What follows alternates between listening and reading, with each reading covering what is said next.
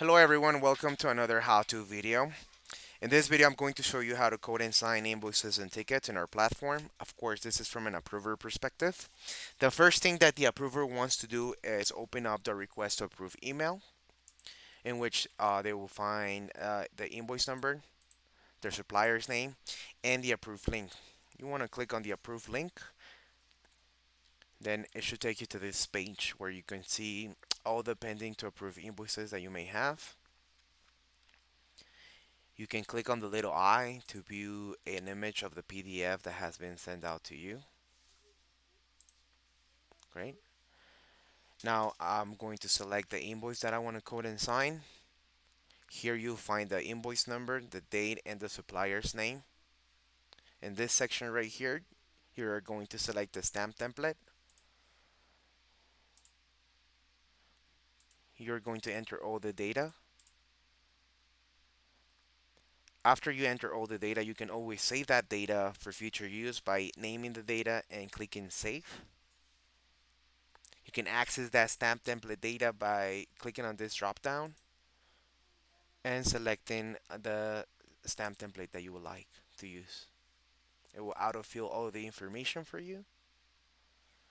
In this section right here, you can sign the invoice.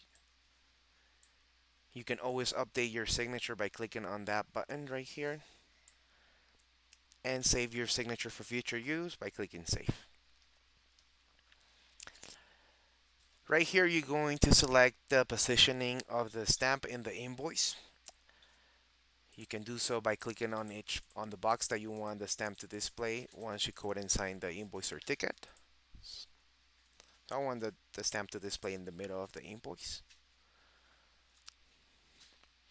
As you can see, you have a note section here, up to 200 characters. You can enter any type of freeform message that you want to deliver to the supplier.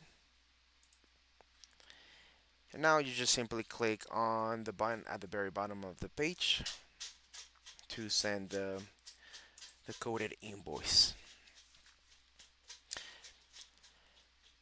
You'll see the timer. The timer is going to take you back to the page so you can finish coding and signing the remaining invoice that you may have. And you are going to receive an email with a copy of the invoice coded and signed. As you can see, here's the stamp. You can also see all the data from the stamp here, so it's easier for you to access. And that's how you code and sign invoices and ticket in our platform. Thank you very much for watching.